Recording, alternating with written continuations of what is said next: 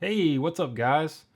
Well, as many of you know, I took a little poll the other day, and the poll was about 5 guns that I had on layaway, and I wanted to hear from you about which one you thought I should get off of layaway next. It was a really close call. The two winners was basically the Husqvarna 30 6 bolt action and the Marlin 44 mag. Well, I went with the 44 mag, and I'll tell you why. I already have 4 boxes of ammo for the 44 mag. I have been collecting it over the past few months because it's very rare that I even see any at all. So I already have about 4 boxes of ammo for the 44 mag. And plus, you know, the 30 6 is really nice, but the 44 mag is just in my opinion a little bit funner to shoot. It's got a little bit less recoil, and it's a lever gun. So today I'm going to show off the winner of that little contest, and it is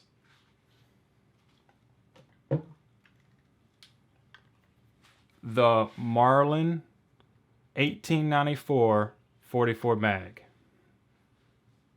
All right, y'all are all in the way, but I'm gonna make this work. Okay, so here's the winner. I've actually had this one on layaway for quite a while. Um, it was it was definitely a little bit of a pricey gun to buy, and I'll it was a little bit of a pricey gun to buy, but I'll give y'all an up close look at her now.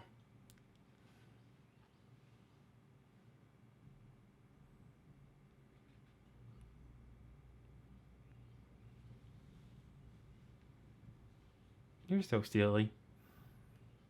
All spread out. Now, there's almost this gun's almost in mint condition. I finally found one blemish on it, and it's right here next to the sling swivel. You see it right there? I guess whoever had it last, it kind of pressed up against there on accident, but it's okay. Other than that little spot, there's not one blemish on this sucker anywhere. I've never bought a used gun that was in as good of shape as this gun is.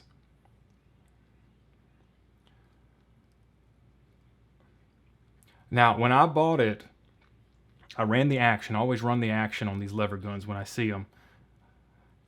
And the action felt smooth, but every other rack or so, it would kind of stick on me just a little bit. Well, I got it home. I gave it a thorough cleaning. And after that, the sticky lever was no more. It was smooth as butter every time I racked it. And then I took out some of my ammo that I have, and I made sure all of them would feed correctly. I put them all in the tube. It holds 10 plus 1, so 11. And I put them all through the tube, and I cycled each one of them to make sure they would all cycle really nicely. And they did. So I'm really happy about that. Kind of show off though. Okay, so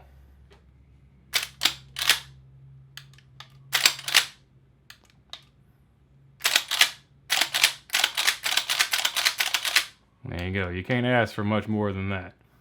And when I bought it, it came with the hammer extension. I love these hammer extensions. I especially love the round ones. I don't much care for the flat ones, like on my Marlin 39A, but I really like the round ones like this. And of course, this model will have the crossbolt safety. This will be the only lever action I have that has that crossbolt safety. But I don't really care about it. A lot of people hate it, but I don't really care about it. Just put it on fire and never take it off, then it acts just like a normal lever action. I'll tell you the one benefit of kind of having it on there is that if you need to unload the gun and you're not really in a safe area to do so, you can point it down at the ground, or point it wherever, point it in a safe direction always. Point in a safe direction, put the safety on, and you're able to rack out every bullet that you have left in the tube, and there's no fear of accidentally hitting the trigger or anything like that because the safety is on. But otherwise, that sucker's gonna stay on fire all the time with me, and it's gonna act as a traditional lever gun. I'll show you some more of the up close markings.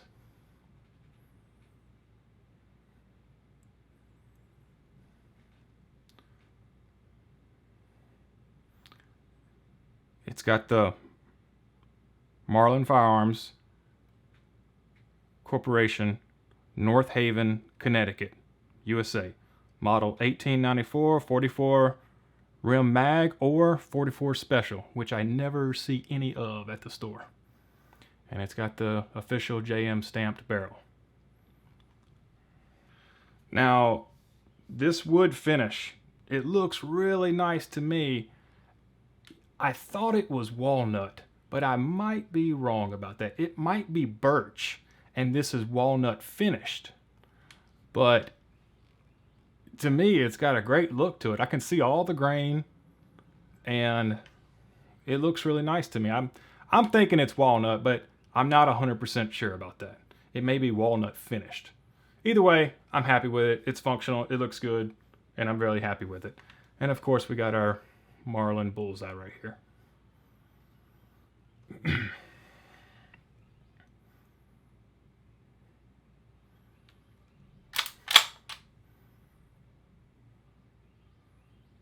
I mean, whoever did have this gun, they did not shoot it at all, hardly.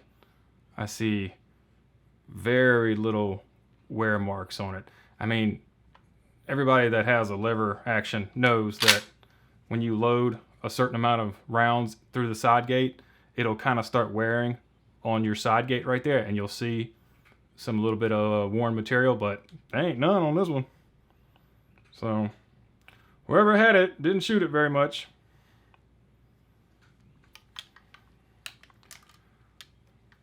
Now, I'll tell you the reason this Marlin is a little bit of an oddball. And it's because the serial number on this gun dates to 2009. Now, the Freedom Group, Remington, took over the Marlin factories in 2008. And the way I understood it is it took them a couple years to get everything transferred over to New York or wherever they started making it. But the fact is that they sold the factory in 2008. Well, the serial number says 2009. But it's a JM stamped barrel. And it also says it was made in North Haven, Connecticut, not New York. So this could have been maybe one of the last ones that was made in the Marlin factory before it got transferred, or it got transferred and this is actually a Remlin, one that works well because I can't see no flaws with it. The fit and finish on everything looks great.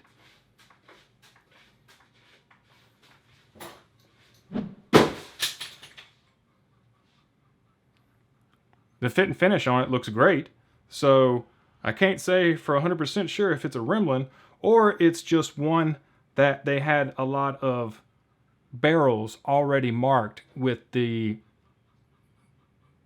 North Haven, Connecticut, and then they just used the barrel to put it all together.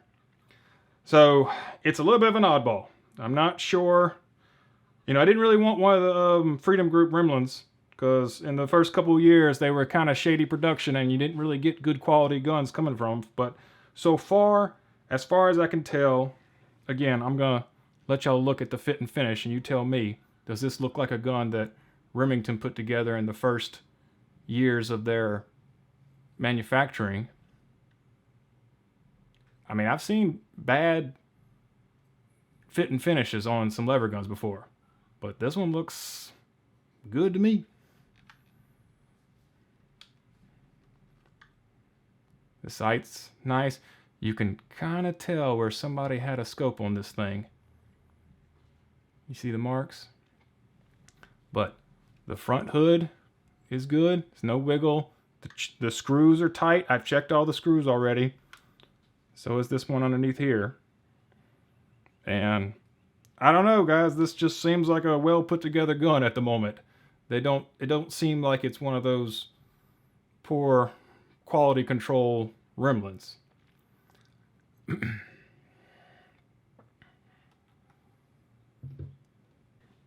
I really can't wait to get this one out on the range and shoot it. I have a 45 Colt already, but I really wanted a 44 mag. When I bought the 45 Colt, I really wanted a 44 mag. I just couldn't find them. So this is your standard 20-inch barreled version. My 45 Colt's the carbine. It's got a little bit shorter barrel, but it's got an octagon barrel. So the little bit of weight that it reduces from having a shorter barrel is actually added back in the heavy barrel. So it's really not a lighter rifle, even though it is a carbine. But this one is got a good weight to it. And I can just tell you right now, this is the gun that I'm going to be walking around my camp with all the time. I got the 30-30s, but I really just appreciate the 44 a lot more. I don't know why. There's just something special about these pistol caliber carbines that I like a lot. And this is the first one I have. This is the only 1894 I got. I'm patiently waiting for Ruger to come out with their version of the 1894. I finally picked up a 336 variant of theirs that I found at Academy the other day, and it feels good. I wasn't able to run the action because they had it taped up, or they had it bound up, but the gun felt good and really solid. I checked out all the fit and finishes and everything looked great on it, so I'm patiently waiting for the 1894 variant to come out. Now the question is, do I get another 44 mag in the new Ruger version, or do I go ahead and round myself out and get the 357? So I got a 45, 44, and 357. Oh man, it's a difficult conundrum. I'm not sure what I'm gonna do. I think what's going to happen is I'm going to bring this one out to the range and I'm going to shoot it. We're going to see how well it shoots and how well it groups and if it cycles all the ammo really reliably, and I'm going to go from there. If this gun is solid and it works well, then I'm not even going to fret about it. I'm going to go ahead and get a 357 as the new Marlin 1894. And then maybe later on I'll come back and get another one that's in the 44 mag. But if this gun is good, works good, then I'm just going to roll with it, you know? And of course, didn't mention this, but this is a Texan model. You can always tell the Texan models because they have this straight stocks right here. And then, you know, I just call this the cowboy loop or the Texan loop because it's not traditional rounded one. It's more like the rectangle version.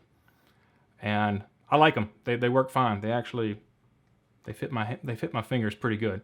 Because really, when I'm racking the lever, index finger inside there, always the trigger finger's out. But I put these 3 fingers in there, and just like this, and I'm gonna scare when I do this.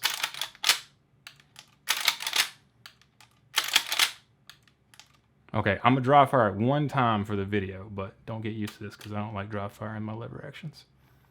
Okay, so there it is. Let's do it like this. Got a little bit of take up right here, and then boom. I've always found triggers on lever actions to be acceptable. They're nothing awesome, but they're nothing bad. I mean, it's just what I'm used to. They just feel like a standard rifle trigger. But I just can't get over how in mint condition this thing is. I've never bought a used gun that was in this good of condition before. It's gorgeous. So we got our sling swivels, and I'm probably gonna slap a leather sling on this bad boy. And then I gotta find one, but I'm gonna put a leather. I might put a brown one this time because I got a black one on my Glenfield mag pouch holder right here, a leather one. So maybe a brown one. I kind of like black. I don't know why I like black. I like the black leather on there. So we'll see. But I'll put the mag pouch on the butt, the leather sling, cowboy this one up. It should be ready to rock and roll. Not going to put a scope on this gun. I will scope my 30-30s, but I'm not going to scope the 44. You know, it's good up until 150 yards, and I think I should be adequate enough to hit things from that distance with iron sights. Don't quote me on that. That's just something I'm like, that's my goal, at least. Okay, I'll say that. So, okay, I hope you enjoyed today's video. Make sure to like and subscribe, and I'll be out there real soon to do the first shots. Okay, I'll see you real soon.